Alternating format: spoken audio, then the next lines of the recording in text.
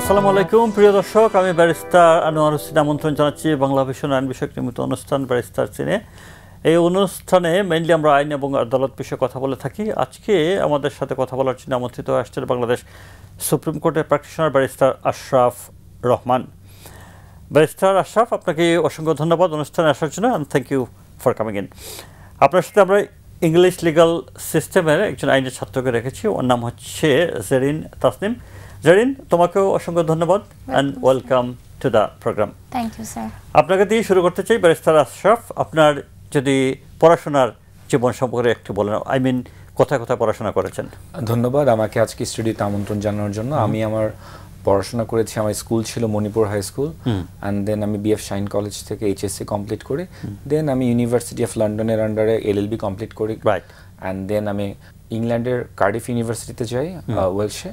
Cardiff university থেকে আমি বিপিডিসি complete করি, আর আমার call to the bar Lincoln's Inn. Call to the bar Lincoln's Inn, call to the bar Lincoln's Inn যখন হয় তখন ছবিটি নিশ্চয়ই উঠিয়েছেন উইক পরে। আপনাকে আমরা আজকে সেই পরিবেশেই ইন্টারভিউটা নিতে চাই। জেরিন, তুমি যদি স্যারকে একটু হেল্প করবে, উইকটা আগে দাও, আপনি উইকটা পরে নিন প্লিজ। Thank you. জেরিন, তোমার কাছে আসতে চাই, তুমি কি পড়াশোনা করছো এবং কোথায় পড়াশোনা করছো? Sir, I'm currently studying in LCLS South on second year. British law নিয়ে পড়ছি। আচ্ছা, তোমার ফ্যামিলিতে কি কেউ আইনজীবী আছেন? Actually, my father is an advocate, but he's not a practicing lawyer. Okay. He's active in business and social working. তাহলে তুমি কিভাবে ইন্সপায়ার্ড হইলে ল পড়ার জন্য?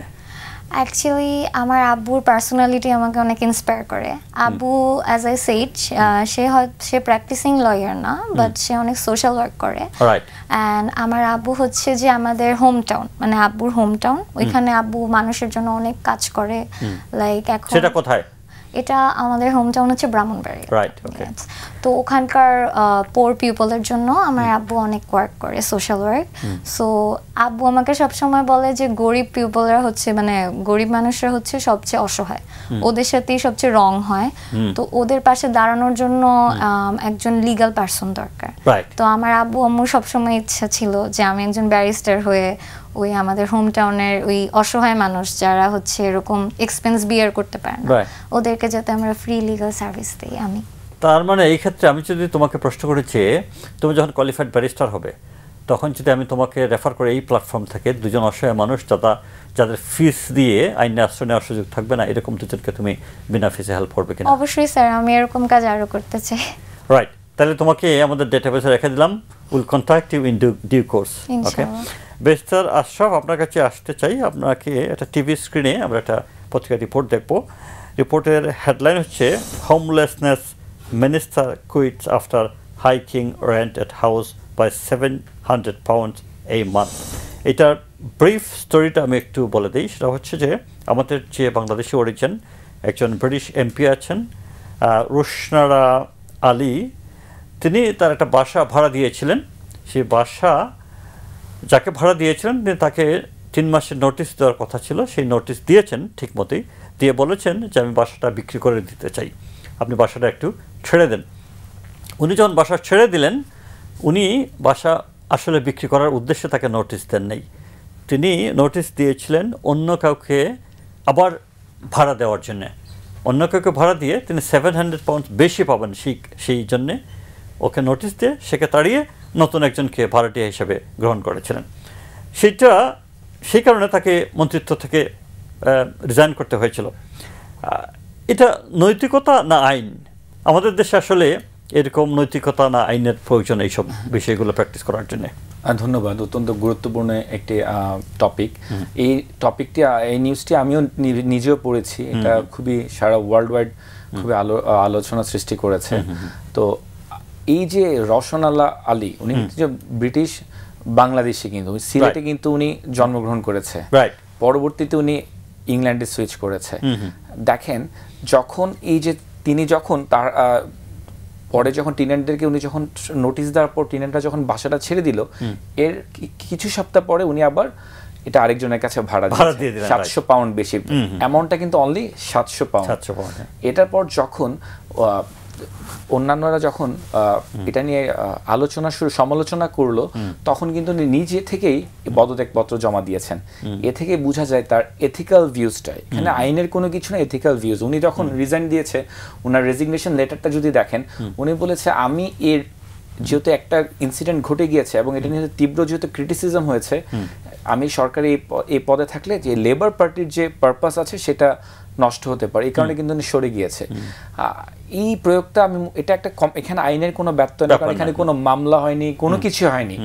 এবং সব আইন তো বইয়ে লেখা যাবে না, তাই না? এক্স্যাক্টলি। এন্ড আপনি যদি খেয়াল করে দেখেন যে উনার যে এক্সপ্লেনেশনটা ছিল, উনি বলেছে আমি এটা বিক্রি করতে চেয়েছিলাম, কিন্তু আমি বিক্রি করতে পারিনি বলে আমি কিন্তু ভাড়া দিয়েছি।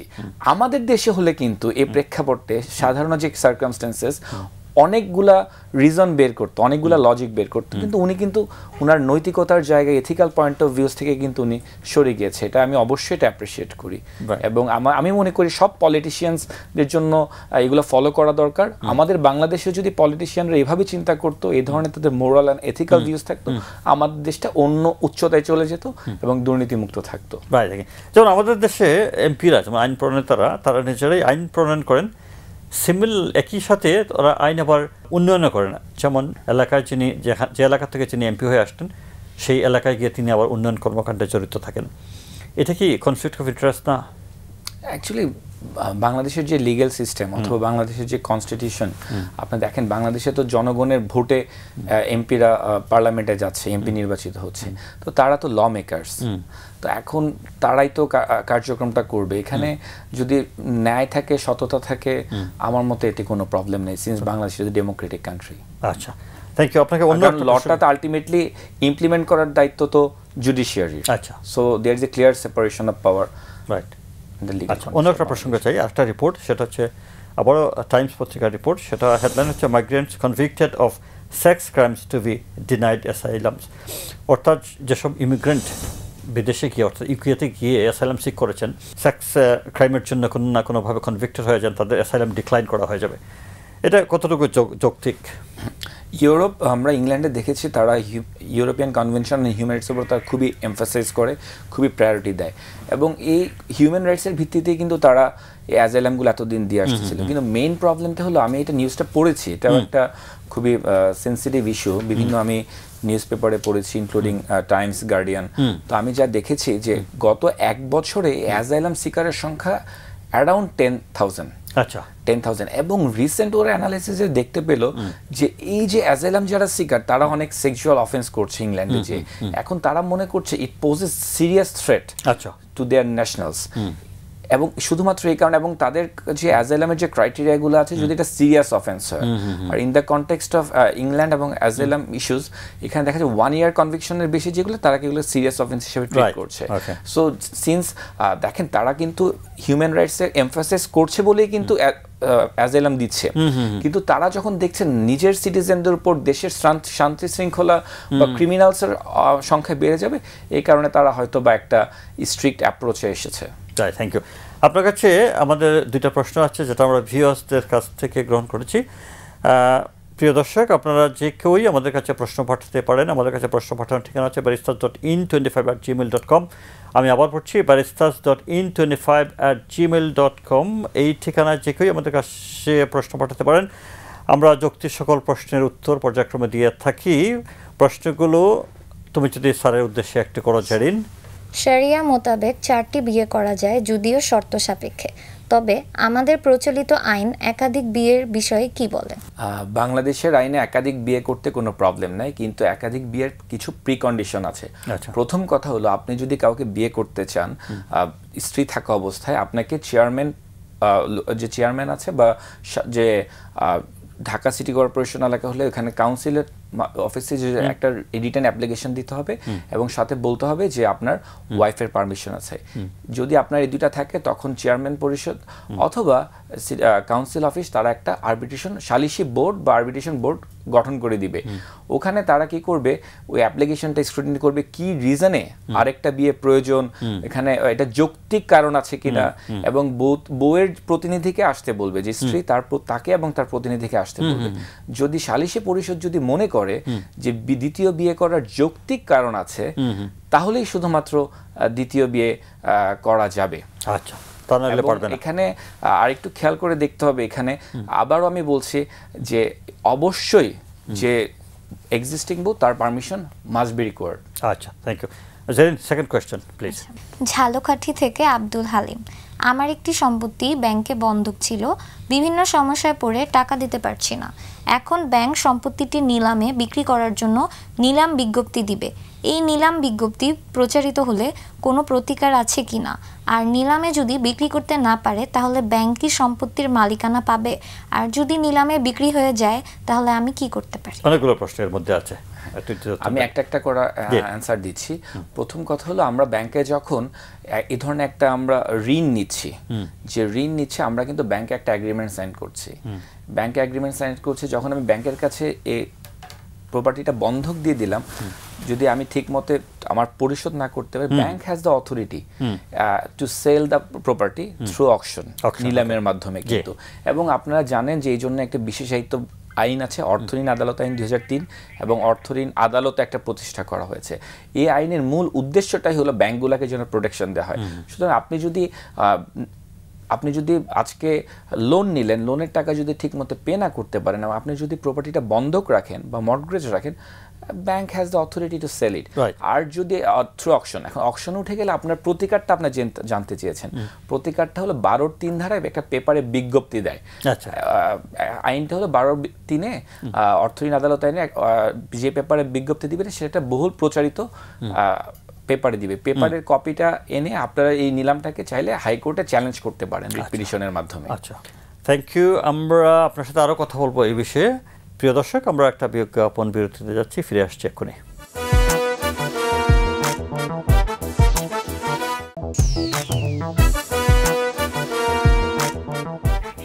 প্রিয় দর্শক, আমরা ফিরে আসলাম বিজ্ঞাপন বিরতি থেকে।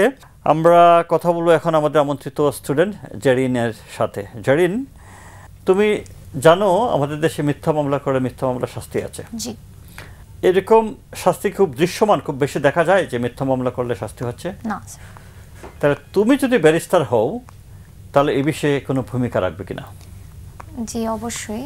আসলে পেনাল কোড অফ বাংলাদেশের সেকশন 211-এ বলা আছে যে যদি কোনো ব্যক্তি অন্য একজন ব্যক্তির ক্ষতি করার উদ্দেশ্যে তার বিরুদ্ধে মিথ্যা মামলা দায়ের করে, আর সে যদি মানে মামলাকারী ব্যক্তি যদি জানে যে তার মামলার কোনো ভ্যালিডিটি নেই, মানে ভিত্তি নেই, তাহলে সেই মামলাকারী ব্যক্তিকে 2 বছর কারাদণ্ড অথবা জরিমানা অথবা বোধ পানিশমেন্ট দেওয়া হবে।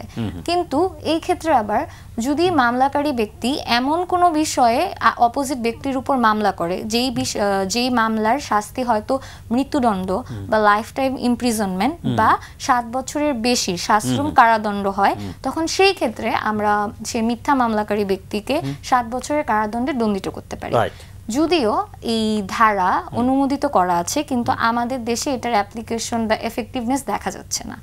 এটার কিছু রিজন হচ্ছে যে আমাদের দেশে যে মানে আমাদের কোর্টে যে ল ইমপ্লিকেশন এজেন্সিগুলো আছে, ওরা পর্যাপ্ত তদন্ত না করেই চার্জশিট জাহির করে দেয়, যার কারণে হচ্ছে যে একজন নিরপরাধ ব্যক্তি তার একটা মানে লং টাইম একটা কোর্টের প্রসেসে ফেসে যাচ্ছে।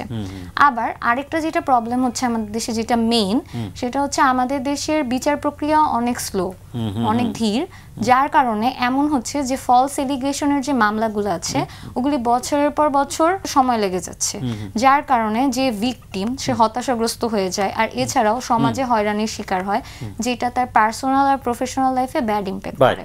জানি তোমার কাছে ফাইনাল কোয়েশ্চেন, তুমি যখন কোয়ালিফাইড ব্যারিস্টার হবে তুমি কোন এরিয়া অফ ল প্র্যাকটিস করতে চাও? স্যার, আমি হচ্ছে ক্রিমিনাল ল সেক্টর সেটাতে আমি ব্যারিস্টার প্র্যাকটিস করতে চাই, বিকজ ফ্রম হাই স্কুল আমার একটা ডেডিকেশন ছিল আমি ওমেন এম্পাওয়ারমেন্ট নিয়ে কাজ করব। আমাদের দেশে প্রতিনিয়ত নারীরা ম্যারিটাল রেপ, তা হিনিয়াস রেপ তো আছেই, ম্যারিটাল রেপ, হিনিয়াস রেপ, তারপর সোশ্যাল হ্যারাসমেন্ট, ডোমেস্টিক ভায়োলেন্সের শিকার হয়ে যাচ্ছে। আমি সেসব অসহায় নারীদের পাশে দাঁড়াতে চাই। সো সেই ক্ষেত্রে আমার জন্য ক্রিমিনাল ল ইজ বেটার, কারণ ক্রিমিনাল লয়ের মাধ্যমে আমি সেই ভিকটিম, যে নারী ভিকটিমগুলো আছে ওদেরকে আমি আইনি নিরাপত্তা দিতে পারবো, আর যারা ক্রিমিনাল আছে মানে যারা এরকম করছে ওদেরকে আমি শাস্তির ব্যবস্থা আমি নিশ্চিত করতে পারবো। রাইট। তোমার কোনো কনসার্ন আছে যে ক্রিমিনাল ল নিয়ে যে কোনো বিষয়ে যে কোনো কিছু এক্সপ্রেস করতে চাও, কোনো কনসার্ন? হ্যাঁ স্যার, আমার কিছু পদক্ষেপ আছে যে আমি যদি কখনো ক্রিমিনাল ল নিয়ে প্র্যাকটিস করি তাহলে আমি বেসিক্যালি আমাদের দেশে 2025-এ মাত্র 7 মান্থসে 306টি রেপ কেস হয়েছে। এর মধ্যে 49 হচ্ছে চাইল্ড রেপ কেস, যাদের মধ্যে বাচ্চাগুলির বয়স হচ্ছে মাত্র 6 মান্থস টু 8 ইয়ার্স, যেটা আমাদের দেশে নারীদের এখন বর্তমান যে খারাপ অবস্থা সেটাকে এক্সপ্রেস করতেছে। আর বিভিন্ন গ্রামে যেখানে বেসিক্যালি সব মানে ভিকটিমরা মুখ খুলতে চায় না ভয়ে, ওইসব গ্রামে আমি লিগ্যাল ক্যাম্পেইন করে এই সচেতনতা ছড়াতে চাই যে ফিউচারে একটা মেয়ের রেপকে ঠেকাতে হলে প্রেজেন্টে যে আমাদের রেপ ভিকটিম আছে বা রেপ ভিকটিমের ফ্যামিলি আছে তাদেরকে ওদের ভয়েস তুলতে হবে ওই ক্রিমিনালের এগেনস্টে। কারণ ওরা যদি এখন ভয়েস না তুলে, এই ক্রিমিনালগুলি আমাদের দেশে এমন হয় যে আমাদের দেশে রেপ ভিকটিম যে থাকে তাকেই সবাই ব্লেম দেয়। তো এই যে ভিকটিম ব্লেমিংটা আমাদের দেশে হচ্ছে, এই ভিকটিম ব্লেমিং এর কারণে ইভেন আমাদের মতো মডার্ন সোসাইটিতেই মডার্ন মেয়েরাই অনেক সময় এটা সে যে রেপ ভিকটিম এটা সে জাহির করতে চায় না, মানে সে প্রকাশ করতে চায় না। ইভেন তার প্যারেন্টসরাও এই বিষয়টাকে লুকিয়ে রাখে। তো আমার ক্যাম্পেইনের মূল উদ্দেশ্য হবে এটা জানানো যে আমরা যদি এখন ভয়েস না তুলি তাহলে ফিউচারে আরেকটা মেয়ে রেপড হবে। Right, thank you Zerin. Ashraf, আপনার কাছে আসছি ফাইনালি, আপনি কোন এরিয়া অফ ল প্র্যাকটিস করেন আসলে? My area of law practising is criminal law and writ petition. তো এই সব এরিয়াতে রিট এবং criminal very very interesting subject কিন্তু দুইটা। আপনার কি মনে হয়, আপনি খুব কমফোর্টেবল নাকি কোনো অসঙ্গতি আছে? Very much comfortable and thereafter I am enjoying my profession. And আমার ফ্যামিলিতে যদি বলি, আমি ফার্স্ট জেনারেশন লয়ার। আমি নিজ থেকে উইলিংলি অ্যাকচুয়ালি আসছি আমি ল প্র্যাকটিসে। আমি social worker, human rights activist as a lawyer, and I'm a lawyer too. আচ্ছা, আপনাকে যদি বলি ধরেন যে আপনি যেহেতু রিট নিয়ে কাজ করেন এবং ক্রিমিনাল ল, আপনি কি ডিফিকাল্টিস ফেস করেন বা যদি কোনো কিছু সংশোধন করতে চান যে আমি তো রেগুলার বেসিসে এই কেসগুলো করছি বা this is the problem I am facing, এগুলো সংশোধন হলে মনে ভালো হতো, এরকম কোনো কিছু আছে? এক্স্যাক্টলি, অবশ্যই আছে। এই যে আমার যে আজকে যে আছে জেরিন, ও যে টপিকগুলো বলে গেল, আমি এখান থেকেই স্টার্ট করতে চাইছি। যেমন ও বলল ও ব্যারিস্টার হলে দেশের এই যে যারা বিচার পাচ্ছে না তাদের পাশে দাঁড়াবে। আমাদের দেশে বর্তমান যে প্রেক্ষাপটটা আছে, আপনি জানেন বাংলাদেশে কিন্তু লিগ্যাল এইড আছে যারা এই ধরনের সেবা দিচ্ছে, কিন্তু আমাদের প্রবলেম হলো যারা এই লিগ্যাল এইডে বেসিক্যালি গরিব মানুষজন যায়, কিন্তু লিগ্যাল এইডের প্রতি মানুষের আস্থা কমে গিয়েছে। তারা মনে করে যে লিগ্যাল এইডে গেলে তারা বিচারটা হয়তো পাবে না, কারণ ওখানে ভালো লয়ার নাই। এই লিগ্যাল এইডটাকে যদি প্রকৃত অর্থে এটাকে কার্যকর করতে হয় তাহলে কিন্তু লিগ্যাল এইডের প্রতি মানুষের আস্থা ফিরিয়ে আনতে হবে, ওখানে ভালো লয়ার নিয়োগ দিতে হবে এবং দৃশ্যমান কিছু মামলা যদি ট্রায়াল যদি কমপ্লিট করতে পারে তাহলে কিন্তু মানুষের আস্থা চলে আসবে যে লিগ্যাল এইডে মামলা পরিচালনা করলেও কিন্তু আমরা ন্যায় বিচার পেতে পারি। কারণ সবার পক্ষে তো একটা মামলা, আপনি জানেন বাংলাদেশের প্রধান সমস্যা হলো মামলা জট, মামলার ধীরগতি।